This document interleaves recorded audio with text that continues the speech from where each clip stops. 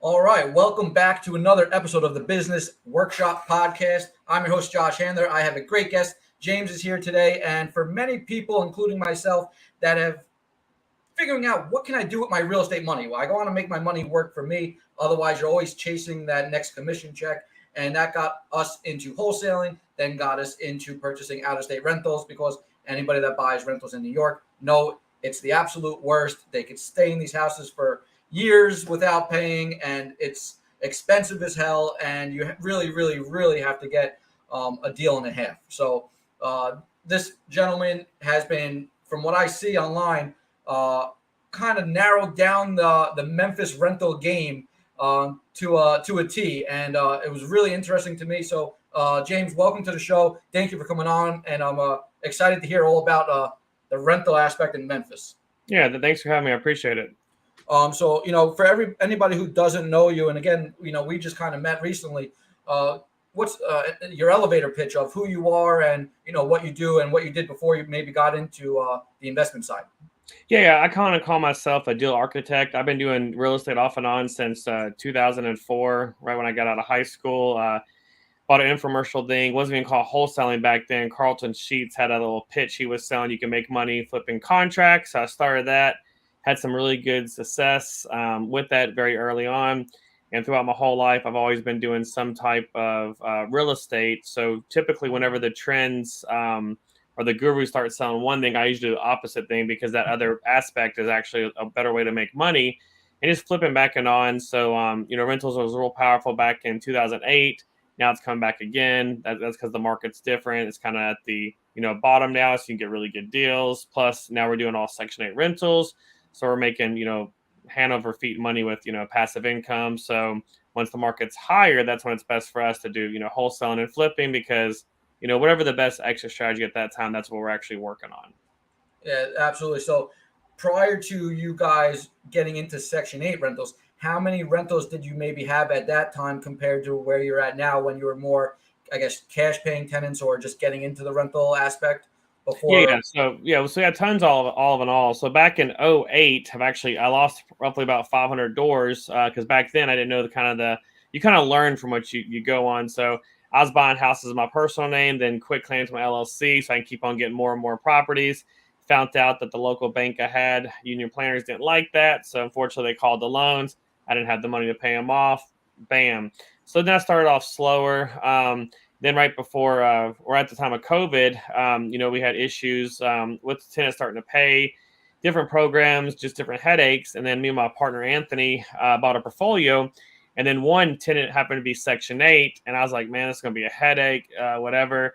Talked to the lady. She was super sweet. Been there, 6, 7 years, long time. Nice tenant. So kept her. And, as the pandemic got worse, people stopped paying. I was like, damn, this money's coming in still. So my buddy, he was in the floor at the time, was actually on a boat with one of his buddies who did affordable housing, kind of gave us the light. And then from that point on, we decided to turn all of our units from regular retail tenants to Section 8 because there's so many upsides.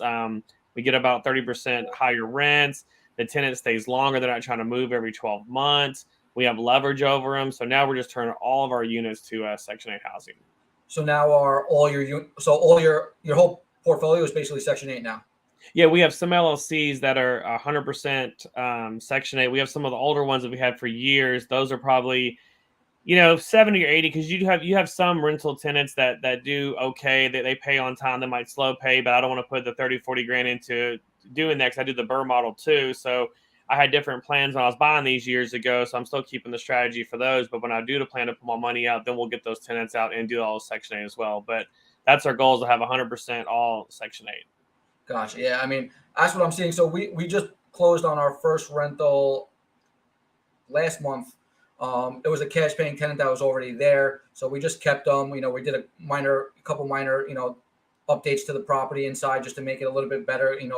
Needed a little love, but couldn't really do a full cosmetic rehab. Obviously, they're living in it, right? So, some basic stuff, but it was a cash paying tenant. But prior, when we were looking into getting into the rental aspect, we were like, I only want to go Section 8 because here in New York, on Long Island at least, that's one of the best programs to go into because of the laws, especially in New York, where we can't evict somebody in 30 days, where in Memphis you can. Correct. So here they could squat in your house for a year before you have them, out.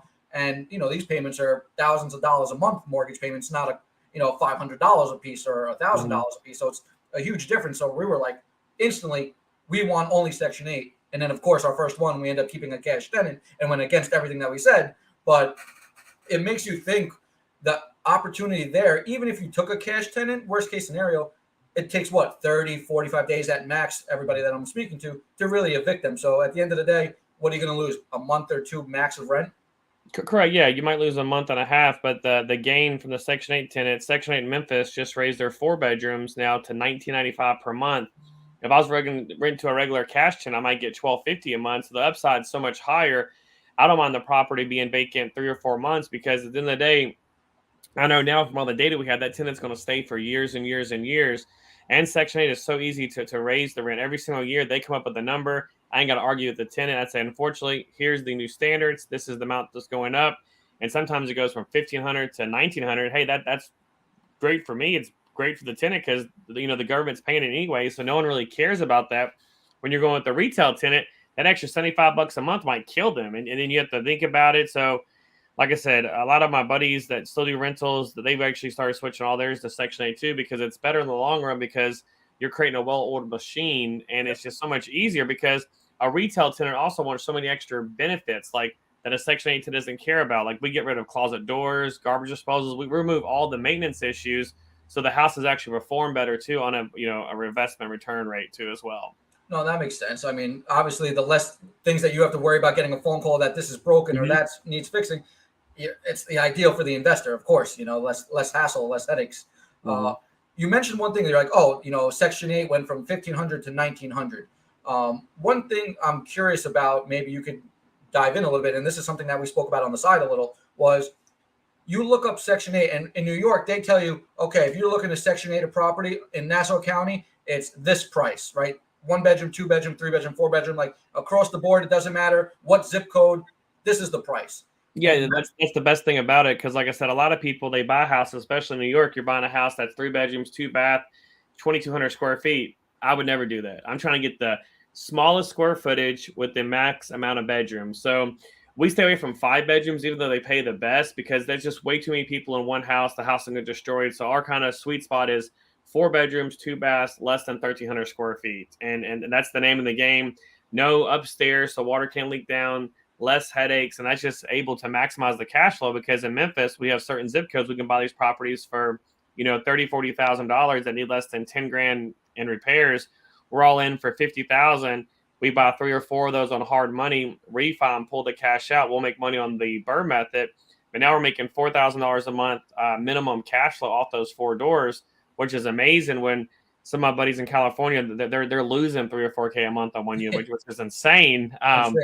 But they're more the equity play. Like, cash flow always, I always tell my friends, equity comes and goes, but cash flow always flows. Like, my cash flow every single month grows more and more and more. I like that. I like that line. Yeah, because like I said, these guys here, like my buddy had an apartment complex. I got $7 million. I saw him 2 weeks ago. I was like, how's your equity? Well, the market's down. I was like, well, shit, my cash flow is up. So like that sucks, because he's still having to pay that deficit, every single month, and he doesn't get the upsides now. Yeah. When I was looking online, does Memphis break down how much Section 8 is willing to pay based on the zip code where that house is? Or is it the same no matter what? If it's in like a poor zip code or an expensive zip code, is it the same for a 4 bedroom no matter where you go? Correct. So the way it works, and a lot of other markets too as well, at the very top of your Section 8 document, or THDA, or whatever market you're in, it actually has the rent range. So the rent range kind of shows the path. So it might be like, $1,750 to $1,995 right now. Well, we know, unfortunately, that $1,750 is the minimum they're going to pay, because they won't pay less than that. So it's kind of a guaranteed thing. And now with the new minimum being $1,995, most of these zones are being paying that. It makes no sense, because like it would take years for a retail tenant ever want to go in there. But the best thing about that, you'll have tons of investors now that's going to be flocking to Memphis to be able to just make these areas look better. And that just forces the appreciation even more, because there is no real crazy guidelines on that. Sometimes on maybe a smaller house square footage, they might try to fight us, and because we always try to get the top of the top. And then if we have to do that, we just go to, we go to renometer, some people call it, We pull comps, send those comps to them to fight that. And usually at the end of the day, we always win because we have always have the data going into the deal, knowing what it should rent for. Because you Right. never want to buy a bad deal. So you just make sure you do all your due diligence on the front side of the deal. And when you say like that rent range was, say, on a 4 bedroom, 1750 to 1950, for example, whatever it Mhm. was, what causes that discrepancy? What gets you the top dollar compared to the lower of that? Is it just the location of the property? Is it the condition of the property? What goes into that? Yeah, just the location. So the condition doesn't really matter. So, like I said, as we've been getting and more in depth in Section 8, we have started buying other units that really need like lipstick on a pig. You can buy a house for 25,000, throw 5,000 in it, make it sound livable. I might not be able to pull all my money out, but I'm okay with that because I can get 5 properties for 100 grand, put 20% down. I got $20,000 in the whole deal. I'm able to get 5 units producing, $7,500 minimum a month in gross rents. So that's what we've been doing a lot lately, is just buying a different type of home, because once we have these refis, we're pulling that cash out. We're just taking that tax-free money and buying other real estate and just keep that ball moving. Because it isn't like it's so crazy. Because like some stuff I would think like this paint's okay, they don't care. They just want the walls that have paint on it. Like I was like, what? I wouldn't live here. Like these Right. ceilings are okay. Like what the hell? Like this backyard looks cool to you guys, but there's a different strategy now because not all of our property is just burrs now, because we have so many we're doing every 5 years, pulling out a bunch of cash now. Then we just go on the market and just buy stuff, beat sellers up to that kind of market now. Do a lot of, subject to or owner finances, get tons of deals that need barely minimum any cash to make them livable. Because all Section 8 cares about is a closet in every bedroom. You have to have a window that's open, no peeling paint, no trip hazards, and no vegetation touching the house. Make sure the hot water tank is hooked up correctly and has a flow pipe. And those are the main things. Everything else is something that can be fixed while you're out there with most inspectors. They're super cool. So Section 8 guidelines are a lot less than most people think. There's unfortunately a lot of bad blood with Section 8, which is crazy because I was always fearful for life. I thought they're going to destroy my house. They're going to burn it down. I thought all these negative factors. But now that I'm diving in it, you just got to make sure you do that correct kind of screening to make sure you're getting a good tenant. And that's the name of the game. The perfect tenant is out there. Unfortunately, they're in a different situation than we are. So that's why we try to offer them the best quality of life by giving them the best bang for their buck. And with your Section 8 tenants, I know Section 8 will pay, sometimes you get the full voucher, right? They're paying the whole 1900, for example. Then there'll be sometimes maybe they're paying 1700, 1600, 1800, and like that tenant's responsible for 100, 200, 300, $500, whatever the case may be. What have you seen in terms of that? Are you sticking to, full voucher only? Are you looking for a couple $100 is okay? What have you seen on terms of that? Yeah, you can't be, unfortunately, most investors couldn't be picky like me because they use property management companies. So you can't be super choosy like we are. So what we do, we have a $200 out of pocket maximum. So we allow someone to pay $200 out of pocket. That's okay. Anything less than that, they have to go through a lot more steps, verify the job, make sure a lot of more checks and balances. Because in the day, we want to make sure that our mortgage is taken care of. Like back when COVID happened, it sucked having to pull my flip money and just throw it over here to cover these mortgages because these tenants weren't paying. Now, every single first of the month, like it's great. Like, the Section 8 just bam, bam, it hits. All the mortgages are paid. Everything is done. The cash flow is there. We might have maybe, a few $100,000 from, because still, if you have a bunch of units, $200 times a lot is still a lot of money at the end of the day. But that money doesn't make a difference. It's like the cherry on top. It's already the 30% extra rent. It's like, I don't give a fuck if I even get it. But if I get it, hey, it's like fucking, it's like, hey, go buy yourself a Chanel bag, babe. It's like, it's extra money because the system that Section 8 runs off and what we're doing it is just so well oiled and it's such a great machine. Yeah. We actually had a question from Rosina right now saying, is there only one inspection at the beginning of the lease term, or do Section 8 inspectors come back yearly at the to renew every lease? Yeah, so at the very beginning, it's a very good question. You have up to 3 inspections to pass. So usually there's one. Most of the time you can pass them the first time. Very simple process. After doing 1 or 2, you know the name of the game. Then in Memphis and Shelby County, they're coming back every 2 years now. So it's a biannual inspection. But I recommend all my friends and investors to do, and even if you're getting started, is make sure every 4 months you're going out to the property routinely to make sure the tenants are taking care of it, make sure they're checking the oil filters, making sure you're dumping Drano down there. So we do our own in-house inspections every quarter just to make sure we're doing property preservation and making sure that They know that, hey, listen, your kids wiped all on these walls. Go to the dollar store, go get a magic eraser, wipe them off. Send a picture. If not, we're going to hit your deposit. Go ahead and go to the dollar store, get a $1.75 Drano, pour down all these drains. Go replace this filter, because the more time you spend in your properties doing preventive maintenance, you're just going to make sure no maintenance ever happens. We have several doors, or even several portfolios that we have hardly no maintenance ever, because our lease is also written so well. Anything less than $250 falls back on the tenant. And we went through, like I said earlier, is removed every single thing that's even going to fail on an inspection. The appliances are not our responsibilities. We don't provide them. Ceiling fans, we don't provide any ceiling fans. That was a major thing. All of our lights are LED wired lights. There's no light bulbs to change. No tenant, hey, I need a light bulb. We use solid wood doors. Domestic violence was crazy. People punching doors, ripping doors off the hinges. We limited all that. So during this process of years of buying these units, we took all that information we have. We got rid of it. The wintertime, we have pipes that freeze here in Memphis. We got rid of all the hose bibs, because you can't trust a tenant that's not paying for nothing to put a hose bib cover on it. So we eliminate every single thing to make sure that our portfolio is going to generate. And when that biennial inspection comes around, it's a drop in the bucket. We have nothing. The inspectors are super cool. They know it's one of our properties. It takes 5 minutes. They love us to death, and we just keep moving to the next one. I mean, it's crazy. And you know what? The little things, I guess you learn over time, the little tips and tricks that make it better for you, the investor. But like simple things like not including like a hose bib, like it makes sense with the freezing pipes. That's a headache of a bursted pipe. That's all you want to, that's the last thing we want to deal with. So yeah, or even like dust to dawn lights. All of our lights on the outside are hardwired dust to dawn lights. A few years ago, they have these new lights that are battery powered backup. So if the power goes out, guess what? Our lights, they stay on. There's a battery inside there. It's a few extra bucks on the front end, but it stops on thefts. You want to make sure that you're constantly improving and getting better as an investor, and you take the data every year. So like a few years ago, 3 or 4 years, LBV was the best thing on the market. It's great. It's cheaper. So before that, we did all of our houses on tile. Well, guess what? We bought a couple hundred houses. Waterproof vinyl, that shit sucks. It breaks, it chips. Now we know, hey, listen, that was a disaster. We're going back to this. So sometimes new trends come along, but it's always best just to follow your data and adapt with it. What kind of materials and stuff like that, speaking on that, do you recommend in your rentals? Like, what are you guys doing right now in terms of kitchens, bathrooms, living space, bedrooms? Like some people say, I want carpet. Obviously, people want maybe a laminate, like you mentioned, or something like that. Maybe it's more durable than replacing the carpet. Like, what are you doing on your rentals? Yeah, so let's say if it has a concrete, foundation versus say if it's a conventional, we'll just stain the concrete. Stain the concrete is so much better for the longevity. It saves thousands of dollars.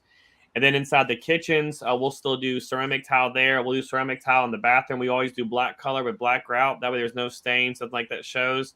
On the backsplashes, we'll do a white subway tile. That's a timeless product with the black grout.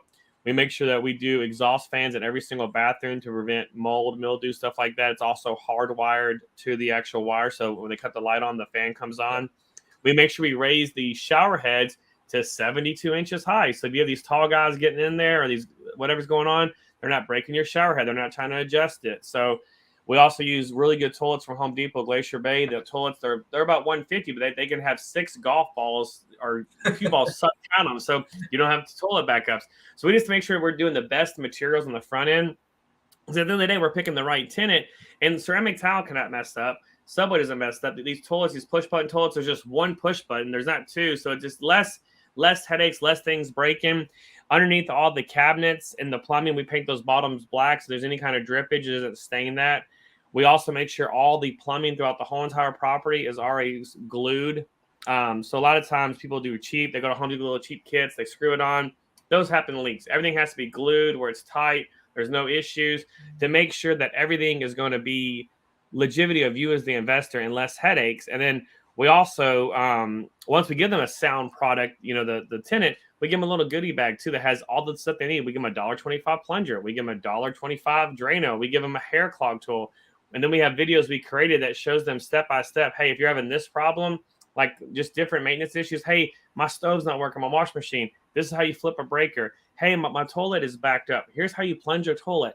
Hey, I have mold growing on my shower floor because I don't clean after my kids. Hey, this is a mold product. It's $1.25. You spray it on the floor, you scrub it. So we do that too as well. So when those different things come in, we already have the video to send back to them. So our main goal is to make sure we give a really good product that's pretty much maintenance dummy free. But even if we have a headache tenant, we're able to go in there and make sure they know how to address the problems. And then usually with 3 or 4 issues, or at that point, we just evict the tenant, get a new one in. Like, hey, listen, this tenant's going to be an issue, complaining all the time. Let's get her out. Let's get someone else in. Yeah, I mean that makes a lot of sense in terms of having the videos. I have an Airbnb in Florida, and I make some video clips on like, okay, how to use the thermostat, because you get this, you have a Nest thermostat, how do I use it type of deal, right? And you don't want to answer those type of questions, or you get that, boom, here's the video, like here's a step by step how to turn the TV on, how to use all the programs, like little things like that make a big difference. So I wouldn't even think about doing it for like a Section 8 renter. You figured like they know how to clean a bathroom, but I guess you never know. Some people really just need like a step-by-step playbook for everything. Yeah. And thermostats, speaking of those, we use a landlord-friendly one we started using probably about, a couple years ago, but this thing's amazing.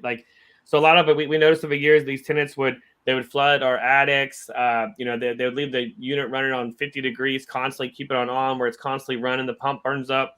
So these new thermostats we have, if it runs longer than 3 hours, it shuts it off, takes it back up to 76 degrees is on cool. If they have it on heat, they have it on 95 degrees heat running the furnace constantly. It cuts it off to 3 years, takes it back down to 68 for heat. So we did that a few years back, and now we're loading our units are lasting longer. We have no more unpointless maintenance issues, because you want to just make sure you're always making sure you're adapting it. And the thermostat actually saves us thousands of dollars now, because so many tenants would burn up our units because you're getting Section 8's paying their rent and their utilities.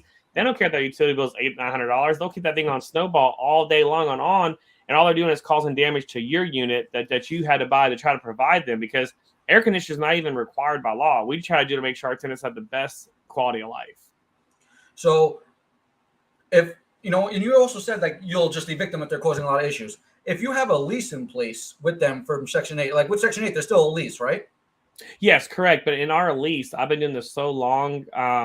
We actually have a section in there that's for Section 8 type of tenants that explains you cannot call Section 8, you cannot complain on us, you can't do this. And it's all in writing just to protect us, because if they call and complain to Section 8, Section 8 stops our checks. We have to do an abatement process. We don't have to deal with those headaches. So we file the eviction. Section 8 pays up to the day they're evicted. They're 100% Section 8. I lose nothing except $400 in final fees, and that's about it. And they're out the door. And I already have another tenant ready to go 2 days later after they move in, because we keep everything the same. It's always the same paint color. So doing paint touch-ups takes nothing.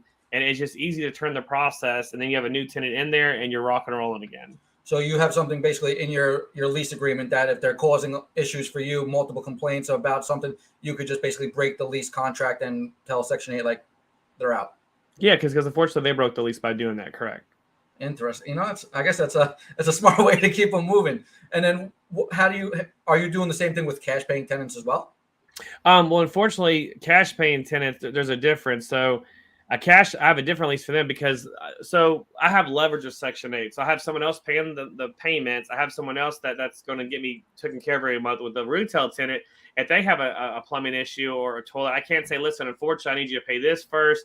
I have to go out there and handle it, because they'll hold me hostage. And that's why I'm trying to get rid of all retail tenants, or they'll go get a free Democratic fucking attorney, and then I'm getting sued, and it's all kinds of crazy shit that's insane over not even an issue. Then we go out there and fix it, and the lady had a rubber ducky in the toilet. Like, it wasn't even our fault. And we got it to her, and now we're trying to backpedal to get the money from her. It's just a headache. So it's so much better if you have the well-written lease on the front end that maps everything out, that explains, hey, listen, less than $250, it falls under you.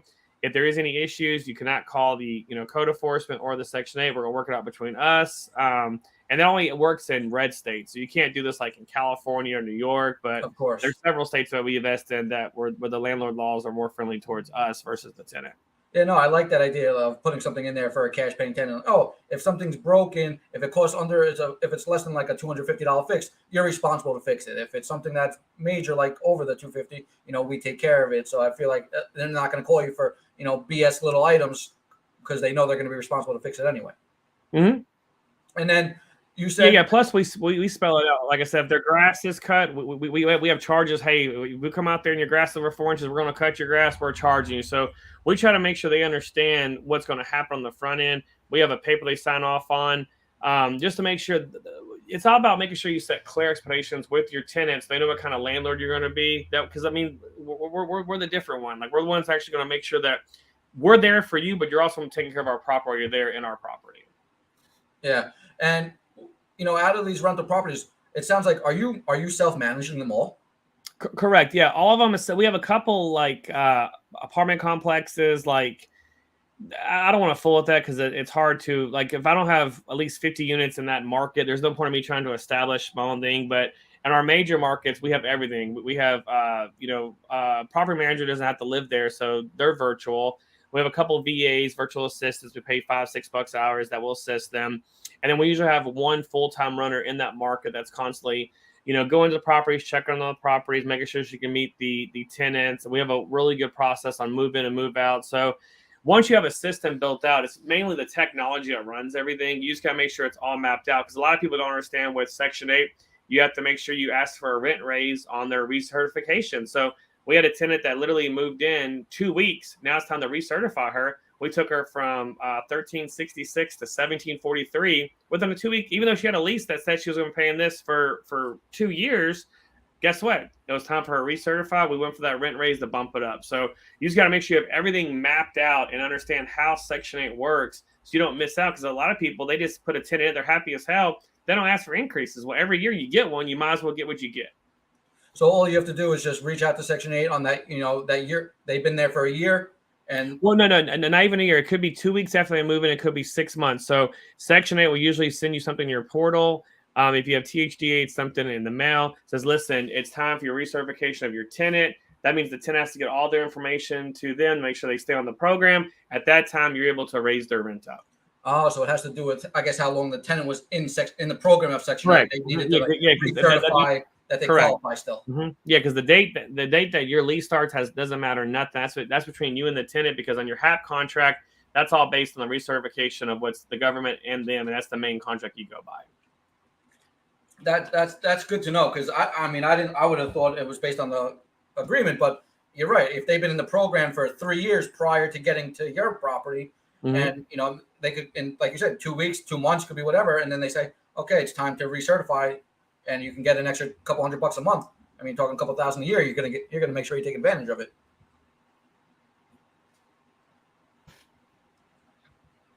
You broke up for a second.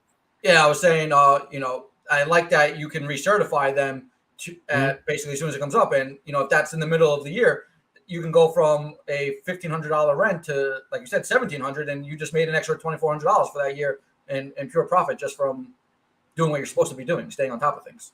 Correct. Yeah, but a lot of people don't know that. A lot of property managers, they don't understand because, like I said, Section 8 is it's a whole monster. That's why you just got to make sure you're up on the now so you don't, I've had guys from California bought a property, bought a duplex. They're super happy, $850 a month. I did a 1-hour session with them. I was like, listen, you can get higher rents. He's like, no. My property manager tried. This is the most they pay for the area. I said, let's just try it. I said, whatever I can get you raised to, I'll take 30% off the year. It's gonna be free money anyways, right? He's like, I'm sure you're not gonna get nothing. I was like, that's fine, no big deal. I was like, listen, I'm gonna give you this, the fee I charge back. Here's this to show I'm gonna do it. So we took him from $850 to $1,440 each side. So he was able to make almost $900, about $8,600 minus his manager fee extra per year. I mean, $2,700 just because his manager company had no clue how to raise the rents, and he was arguing with me. And I tried to send him the website. I tried to explain it to him. He's like, "That's not how the way it works." I was like, "This is how it works. Unfortunately, you have a property manager company. It's not their job as the owner to know what people are paying you. They're going to put something out there and get that. That's it, and that's all they're going to do. They're going to try to raise the tenant. Section 8 is going to decline it. You have to do it at the right time and the right know-how." So it was kind of a fun thing to do. Yeah, because you were saying when we spoke the other day, what you average on a 2-bedroom, like 1,100 or 1,200, or what were you averaging on a 2-bedroom? Yeah, so right now our 2 bedrooms that we rented last year are right at $1,050. All of our new ones going this year are $1,250. And that's Section 8. Section 8, correct. You know what? It's wild to see because when we first started and we got into and we bought the house last month, everybody that I was speaking to were like, "Oh, you're going to get like $850, $900 if you're lucky for a 2-bedroom." So the numbers still worked at that, so we bought it anyway. But the cash paying tenant was in the property for $850 a month when we took it month to month. So we were like, okay, if the max we're going to get is like $900, let's tell her $875 and we'll give you like a year lease.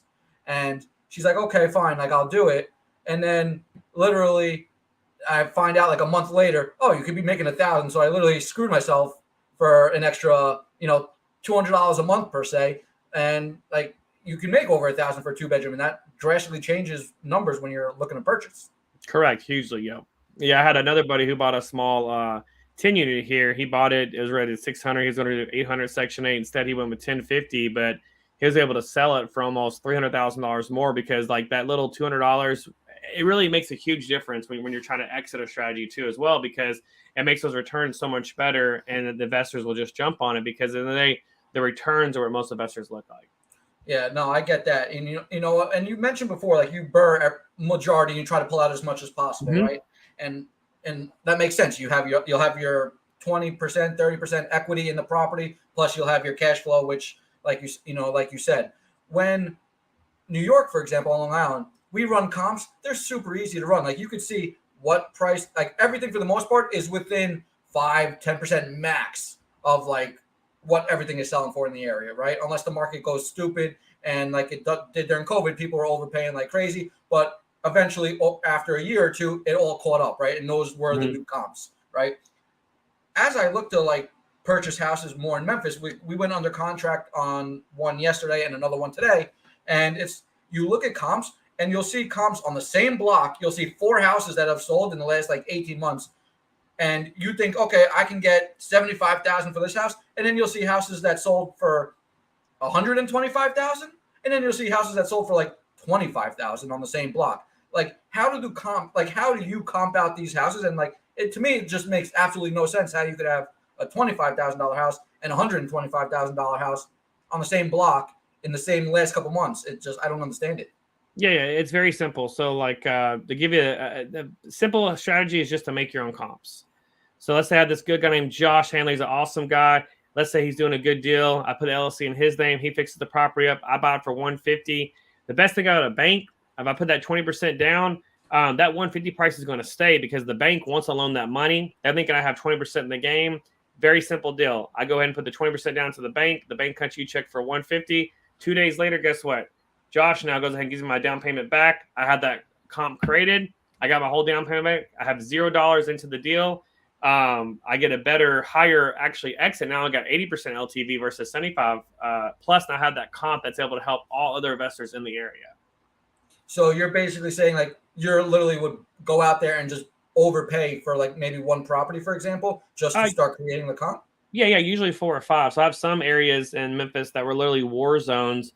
We went in there, started doing that. And once those 3 or 4 comps come out there, it took the whole area and just speed the process up, I'd say 15 years. Because what happens is usually it's a $30,000 house, has to go to 45, then 50, then 55, then 60, then 65. Then a big development has to come in, and then this does it. Well, you can force appreciation if you have the comps.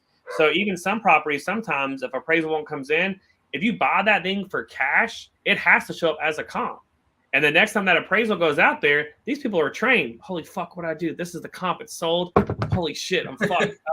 Yeah, I agree. It's worth $150. I understand this one sold for $8,000. This one sold for $7,000. But hey, listen, I can't argue. That's a comp. So it's crazy, but that's how the game works, and that's what BlackRock and all these other huge hedge funds do. If you're creating your own narrative, you're paving your own future. So basically, because Rosanna actually asked also, what about the appraisals? So basically, you're buying those ones with, say, hard money. So there is no real appraisal when you're purchasing it with hard money, and then that becomes the comp. So you buy that property from a seller with hard money for $150,000, right? Yeah. So the way it works on a wholesale fee, like if there was no wholesale fee, if you found a direct seller, you still want to mark it up. So I'll give you a prime example when we did. Okay. It was in a zip code in Orange Mound. It's a war zone. It's doing amazing now, but we really did a lot for that community. But we had it under contract for 7. It needed like 35. Well, I can't take a property I bought for 7 and put 35 in. I can't take that to the bank and say, "Let me give me a loan for 200,000." So instead of for 7, I assigned it to myself for 117,000. Then I put the $35,000. So when the bank looked at the numbers, my all-in cash on cash was 147. Then it made more sense of the property being worth 200,000. They had no clue. They were super confused. But at the end of the day, they still did the deal because all the numbers worked out. Because I actually bought the thing for 107, and then I put the 37 in it. So I was all in the deal for 150. So I was just trying to get my cash out. That was it. So basically, you went under contract for $7,000. Correct. and then you and what like an LLC, for example, Yeah, correct. Yeah, we have a buying entity, so it's Elevate. So Elephant Holdings locked it up for 7,000. It sold it from Memphis, passed it for 107. The assignment fee is never recorded, so the actual deed shows 107,000. So that's what and the you property was and you're for. not really exchanging that 100 grand because it's going from you to you. Technically, it's just going from an entity to another entity that you own technically. Yeah, correct. And like I said, and if you don't want to even use your own money or have to spend the $30 for a wire, you can literally do what's called transitional funding. It costs like $300, and it's just bam, it's done. That way you don't have a bunch of money leaving your account all the time. And then for $300, the comp was created. Now that 107 is there, and they see this shitty ass house sold for 107. Guess what? The next 2 or 3 months, all these houses are on the market now, 30,000, 40,000, because like people are like excited. Man, hey, listen, Tiffany, she got 100,000 for her house. Guess what? It was hilarious. But then we're able to go in and start buying up the block. So some of these streets, we have 4, 5, 6 houses on there because, I mean, you just start the fire. So all you have to do is start the fire. Yeah, so you're basically, in a nutshell, buying something for 7,000 under Josh A, selling it to yourself for 100, marking it up $100,000 in terms of if you were wholesaling it, that would have been your fee, but you're not going to pay yourself that 100 grand. So you just say, okay, I'm buying that for 107,000, and then there's no appraisal for that aspect because the appraisal, like, there's nothing marked up for the wholesale fee. Yep, and now the cash comp for 107 as is locked in the system. It's now a comp, so when everybody else sells a house, or they'll say, listen, this one was a piece of shit. It sold for 107. We usually do what's called a flat rate listing. It's like $100. We throw the pictures on there. We close it out. That way, everything is legit, just like a regular real estate transaction. Gotcha. So then you're putting that before you refinance. You're saying you're putting the house up as a listing. Correct. So you're wholesaling it to yourself, doing all the work, putting in that, say, 35 grand that you said, all in the deal for technically 42,000 per se out of pocket, but on paper maybe it's 142,000. And then you can go to the bank and say, listen, I did these upgrades. I think the house is more worth 200,000 now. Correct. And then you say, and a lot of times we'll list it too. So the realtor, when they look to the search, they'll see like, hey, it's listed for 199. So now that number, because on a refi, it's really hard to get an appraiser to know the numbers. So we try to make sure we're letting them know what we're doing. We steer the picture that way they know where to shoot at. Because when you're buying a house, that's easy. They have the number you're going for. When you refi, they have no number, and you don't want them to use a 25,000 comp or 3,000. So we try to put a nice packet together and make sure, hey, listen, this is our property. We bought it for 107. We put 37,000. Here's the whole scope of the work. Here's comps that we believe that will work for you. Here's the square footage. Here's what the property is rented for. Here's the HAP contract, which is the contract you get from the government. Bam. And now they have all this data. It's so hard for them, like, to go against it. They're trained to look at the data. Right. And how many have you had an issue with in terms of hitting those appraisal numbers to be able to pull out your money? When we were first finding this process out several years back, we had issues all the time, like the issues you're having, like where there's low comps. But ever since we kind of streamlined the process, we've used over 25 different lenders and never had no issues because everything is just, we know what we're doing. We have a track record. Everybody knows our properties. We have signature colors. Like, it's so easy because it's not a process. And like, so we have hundreds and hundreds of loans, no defaults. Like, but bank, they love us. Plus, we're making the whole neighborhood just better for everybody. Right. And when you're taking your cash out refis, are you doing all like DSCR loans? Yes, every single one. Correct. Unless we have maybe like a portfolio, older one, a bunch of cash rentals, and we might just throw it like in a Delaware like, a non-recourse loan just to get a little bit higher bang for our buck. But those kind of suck these days because now I have to pay into a Capital X account. We did it at first, but we don't have no Capital X ever. So we have some of these loans now. We have like fucking $150,000, $200,000 just sitting there. We're paying these Capital X's. Like, what the fuck do we do? I guess we can do some roofs. I guess we can do this. Like, we did the roofs 8 years ago. Fuck, blacktops or like what? It sucks because like. And they're retarded because they won't give you your money back. So it's like, I don't recommend those loans anymore. So now we just do everything just DSCR because they're easier. It's based on the rental comp. It's just a smooth transaction. What are the interest rates these days looking like on a refi, on a cash out? Well, to actually solve the problem, we actually created our own lending platform, teaming up with another lender to be able to control that because it sucks with so many different lenders having like 9%, 9.5, 10%. Like, these guys are crazy. So since we're able to do our own little sweet deal now, we're able to keep them usually around 8%. We can buy down the rate on some if we want to. Usually we don't do that because we really don't care. Like, as long as we're making $200 plus per month cash flow, we're cool with it. So we don't really care about the interest rates. Like, doesn't make a difference for us. Usually the points are like 3 points to get down. So a typical loan for 100,000 will cost us roughly 3,000 for, closing cost points to the lender, another $500 for the attorney, and then usually we'll be making about anywhere from 5.25 to 625 cash flow. So we're cool with the deal because we have no money in the deal. So like, right, some of these investors that they pitch, I want 6%. Like, dude, you understand that? Like, you're fighting over peanuts. Like, it doesn't make a difference. Like, it's retarded. Like this, like it's insane, but people do it. And are you pretty much assigning yourself a lot of these deals with that spread on majority of the deals these days, or it's just few in between, or majority like that? No, so anytime we go into a new market, a new neighborhood, a new area, we have to do that. But like once we get there and establish on 3 or 4, they're there. We're able to just buy from wholesalers, and then we'll do what's called a JV, a joint venture. So sometimes we have to bump them up a little bit because we get deals so good. So wholesalers have no clue what they have. They might bring it to us for 13 grand. Like, dude, I'd pay 55 for it. Well, guess what? I'm going to pay 55 for it. I'll get my hard money lender to loan me the 55. So I'm just getting more of my money up front from the cash out refi in the front part of the stage versus the last stage, because you don't pay income on any type of, loan anyway. So we're able to pull it out that way and just keep on pushing with it. So typically a new market we go to, if there's no good comps, we'll create 3 or 4, 5, 6, maybe at the most. And once those are established, we're able just to cut the machine on it to go by itself. So if you look up a property and you're like, okay, I think I'm going to buy this property, you're looking at comps in the area and you see, 10 houses have sold in the last year in the area, and 5 of them are 100K comps, and you're like, all right, that's perfect, that's what I need. And then you see a couple other ones for 20, 18, 30, and you want that 100. Like, is that enough for you to be like, okay, we got 5 solid comps in that area, even though there's another 5 lower ones? Like, is that enough? Yeah, just one comp in the last 90 days, and I'll take the gamble because it always works out. Because you want to make sure you're comparing apples to apples. Sometimes these $25,000 houses are not fully redone. Memphis and another markets like Ohio that we do, or North Carolina, there's a lot of turnkey buyers. So these turnkey buyers are usually doing a pretty good deal. They're usually selling these things for like, 125, 135 in the areas that we're buying in. So they're already there. They're established in that. We're just going in with the same kind of product with a higher rent. And the best thing about the type of loans we're doing, it's based on the actual rent too as well. So usually the numbers always work out. We haven't had, let me try to think. I don't think we've had 3, 4. I'll say probably the last 4 years, not a single one that we're unhappy with when it comes to the appraisal.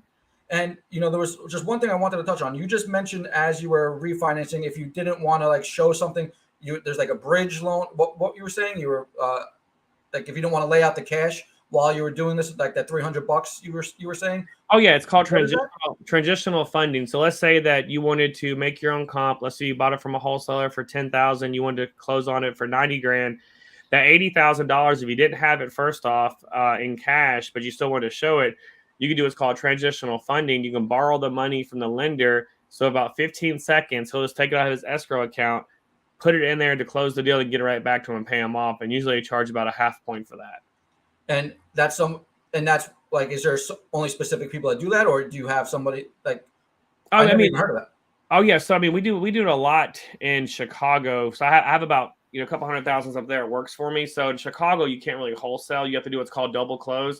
These wholesalers never have the money to double close on the property, so that the closing title will use my money for about 15 seconds, and I charge 2 points because these motherfuckers, they have no choice. Like they need me in my life. So some of these deals are 200,000, so they'll use my money for like 15 seconds, and I get my money right back. It's 100% secure. The person never gets it, and then they pay me roughly, $2,000 to use my money, and I get it right back. So that's all it is just having the money available to you, Josh, to be able to close on the deal and to be able to sell to me immediately after for that profit. So basically, it's the same thing as doing a double closing, but because, say, Josh didn't have the funds to do so, I'm using someone else's money, paying them a $300 fee to use their money for 15 seconds.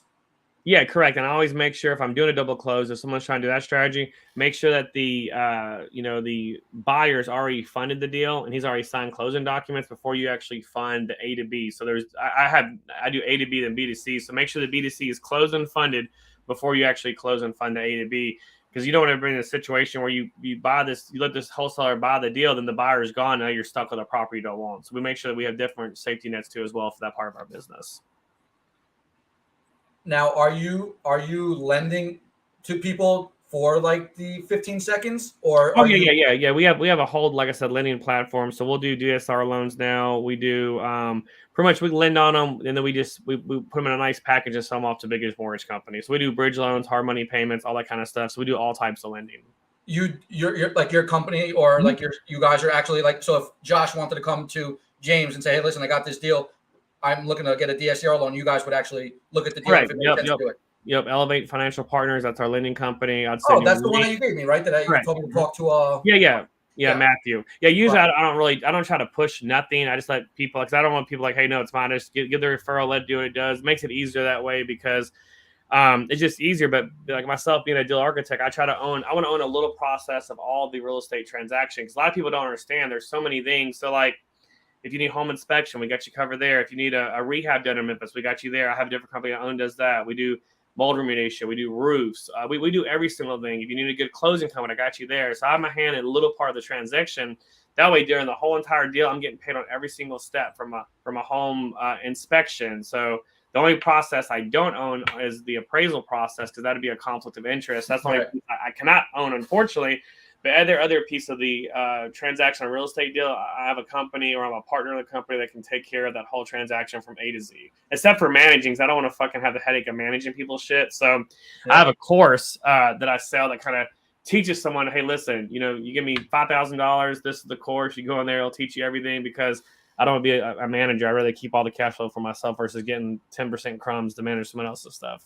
Yeah, no, that 100%. When obviously you said you manage everything, you're doing the lending stuff. Now, in terms of your rehabs, do you have a crew like on payroll, for example, that because you're doing so much business that you have, your electrician, you have your drywall guy, you have your flooring people. I see you're doing a lot of like extensions or adding a third Mhm. bedroom or extra square footage. Do you have all these people on payroll, or are you bringing in like people that you just work on the same people all the time? Yeah, so being an entrepreneur, I can make a lot more money doing that stuff, the employee, but I don't believe in the 9 to 5 bullshit. So I don't feel like I should fucking have those people. So everybody who works for me, even my Filipinos, I try to give them. Everybody should believe in the dream of freedom and be able to capitalize on yourself. So like my HVAC guy, I could easily hire someone that could do what he does for probably $12.50 a week. I'd make so much more money, hands on the fist. But instead, I give him $2,500, $3,000 on a stall, because at the end of the day, I'm pumping that money back into the community. He's helping his family out. The same thing with my rehab crews. So I use a lot of times Hispanics from either Mexico, Honduras. These guys come here, don't speak the best English. I got Google Translator. It's great. I give them a piece of the American dream, and we're doing it together. So I'm paying more, but I don't care. I'm not using any of my own money. I'm not costing it. I'm just making free money out of the air. Why not pay a premium if you can afford it? There's no point in trying to take the process down to that minute, if that makes sense, to try to scale. Because in the day, I want to be able to have a process where I can say, here's a template, here's the pictures, go find this. If I had one crew, then I'd be stuck on those crew. But I have several rehab crews. I have several HVAC guys that are able to do that. So I'm able to keep on buying. I'm not stuck. I'm not stopped. I'm not having to train someone. Or if my guy quits, I don't want my HVAC guy to quit. Then, hey, I have no HVAC guy. I have no Right. relationship. It's all about relationship building business. So that's what I go for. Yeah, no, I love that. Actually, that's great to hear. It shows a lot about your character, and it just, I think that's just great, and probably why you're super successful so far, right? You do the right thing by everybody, around you. Yeah, you're just in my wholesale business. All the kids I used to do, they're all of them are partners now. They're doing their own wholesale thing. It's always about Elevate. That's why my business name is Elevate, because there's no point to try to like charge everybody something. Like I said, like I mean, like that thing I gave you. There's people that are charging $2,500 to know how to charge. Like that's stupid. Like there's no value in that. That's a website. You might be a lazy fuck. Who knows? You might have to do with it. I don't mind giving information, because it's still up to you, because the individual still needs someone to help them through the process. What I offer is someone to save time. Time is money. So the reason I have a course to do it is all about helping that investor save time, to learn tips, learn tricks. When I talk, I get out so much information, but I talk super fucking fast. So, and of course, it's just like easier. It's slower. It's easier. I explain the shingles to use. I explain the windows to use. So it's just more of it, in a nice, presentable way, to make sure that that person's actually getting something for their money. They can attain it. We also give the lease. My lease in there, I paid like shit, $15,000-$20,000 over the years to keep editing it. So plus you have an ironclad lease. I can sell the lease by itself for $5,000, because every 6 months we go back, make sure the Tennessee laws apply for it. Other markets are make sure it's up to date. and we're constantly just getting better. So we just try to make sure we're offering the best thing for everybody, no matter what stage we're doing it in. Yeah, no, that's awesome. And like you said, the lease is one of the most important parts. Like you said, it's always evolving. You're always trying to make it better. So it holds its weight in gold. Mm-hmm. Yeah, and I already gave you enough tips. You can take the information on this call and make your own badass lease. Like I said, most people wouldn't do that, but at the end of the day, I know people are lazy, unfortunately. People just want to fucking pay money. Hey, listen, here's this money. Give it to me. Teach me how it's done and make my life easier. Yeah, it makes sense, and that happens a lot. And that's why there's always an opportunity in this world, right? Correct. To make more. Last question I have, really, before I'll let you go. It's just because I think it's super interesting and I'm curious. I follow you on social media, and I see a lot of your stuff. You are doing extensions or you're doing full gut rehabs. One, I guess, two-part question. One, is majority of your deals full gut renos, or are you buying stuff that need lipstick on a pig? Yeah, so usually the lipsticks on the pig, those are called what's called my Section 8 gold bonds. So I have those, but like those don't make good content. So like I said, people like seeing a guy go out there and fix up a fully gutted house. They like to see that. Like no one wants to see well, some people do. Like I try not to be super flashy. Like there's no point of like the other day I bought a bunch of houses. They didn't nothing. I posted some keys. That's great. But what I'm gonna do, like, hey, this is a property I bought for $50,000. I'm making $1,200 more cash flow. Isn't it cool? It doesn't make for good content, but I don't try to steal from the deal. So like most guys have like a set criteria. They want to do this, they want to do this, they want to do that. They want to have one kind of specialty basket, but I do everything. So like I said, back when New York fucked me over Airbnbs, that didn't hurt me because I have my hand in so many other baskets. Hey, fuck it. Let's sell these fuckers, take a loss, move on to the next thing, So if you're always constantly doing different things and you're not a master of one skill, you're gonna get so much farther in your life because everybody tries to be a master in a skill. I'm gonna be a master at this. I'm gonna be a master at this. I master all kinds of shit because I've made so many fucking mistakes. I can tell you what not to do, and help you through those leverages. But I just like the full guts the most because those usually print me the most cash. So like on those things, I can print $30,000, $40,000, $50,000. It's amazing. It takes less than 6 months to do it. I'm helping my lender out. I'm borrowing the money from him. He's making his thing. I'm able to get all those tax advantages from there. Plus, I'm able to do what's called a cost segregation. So for $500, I have a website. It's called DUI cost segregation. I ain't going to pay no dumbass $4,000 to do it. Then I'm able to get all the appreciation. Unfortunately, the DIMs are trying to change it up a little bit, so I don't get as much as I used to. But hey, listen, I'm able to get all my cash back. I have no money in the deal. I'm making cash flow. I get about $6,000 to $8,000 in interest payments as a write-off. So that helps some other crypto, whatever else I got going on. It helps on those things. Then I get a cost segregation. So I get a forced appreciation immediately to help me on different tax advantages. So it's just great all the way around if you do those bigger jobs because, you're doing the work and you're getting more of a reward for doing the work. On the other properties, sometimes I can get ones that are gold mines. I lock up on the market for $56,000. I call the realtor and say, listen, take this thing off. I need it off immediately. I'm going to do a different loan. I can't have it seen it. I send it to the lender. I send the appraiser out there. The appraiser appraises it at $100,000. I put $20,000 down. They cut me a loan for $80,000. Guess what? I only bought it for $56,000. So I made $6,000 on that purchase. So it's just crazy when you know what to do. And those are called like novation deals. You're able to make so much money in real estate, and you can. There's no reason to ever keep your money in real estate unless you're just like it's pointless. Like I would like be upset if I had a bunch of fucking houses paid off because there's no point. The house sitting there just losing money. Unfortunately, it's going to need money at one time. Why not just keep it there, have the money working for you, have your money creating you a return? You know what? So the perfect question. I'm going under contract on another property today. Doing almost like a subject to deal, I guess, right now, where it's he owed $39,000 on it. It was a 2-1, but there's comps that support 90. There was one that sold 100, blah blah blah. Like that's how I got my example before. There was a couple that were 90, 100, then there were some that are like 20, 30, right? He owed 39. He wanted like 12 grand in his pocket like to sell it. It has a tenant in there for another 5 months, only paying 800, well below what they should be paying for a 2-bedroom, right? But he's like, if you want, I asked him, would you hold the note still in your name? Interest rate was high. His interest rate is 10% still. Gotcha. Okay. So he's paying $500 all in on his mortgage, insurance, taxes, blah blah blah. He was willing to take 12 grand in cash at closing, hold the mortgage, and we'll just pay the 500. Obviously, it's tenants paying 800 right now, so it's $300 a month cash flow. Obviously, after you take out like CapEx and everything, it's really about $100 a month after everything. But in 6 months, you could either kick him out or put a Section 8 tenant in there and get 1050, like you said, and now you're cash flowing $300 a month, and you have nothing in the deal. And that, I mean, you have your 12 grand that you gave the guy in the deal, and then you should refinance that at that time. I would assume, right? No. So what I would do with this deal, I would immediately try to refi from day one. Immediately try to do a purchase on it, because no matter what, if the comps are there, it'd be better for you to put the money down on something and get it right back versus holding that. So I would just lock it up. I'm sure you wholesale. I'm sure you're holding into these a different LLC. So I would lock up your wholesale company for the whatever he wants, the 48 and some change. Sell it to yourself for $84,000. Take it to the bank and get a loan on it. Put that 20% down, and then novate the deal. Just have an agreement with the seller saying that anything over the 56,000, whatever it comes out, goes straight back to your pocket. So the day you close on it, that money goes straight back to you, and you have no money in the deal. Gotcha. So basically, I'm not going to close on it and let him hold the mortgage at all. He will think that, but that's never going to happen. No, you'll close within 20, 25 days, and then it'll be a straight mortgage in your name. Your note will still be about $625, so $125 more. But now you have it on a fixed mortgage for 30 years. Plus, you have no money in the deal. And you'll make about $9,000. So no brainer. That's if it comes in at 80. Shit, it might come in at 90, might come in at 100. All depends on the lender you use and if you steer them in the right direction.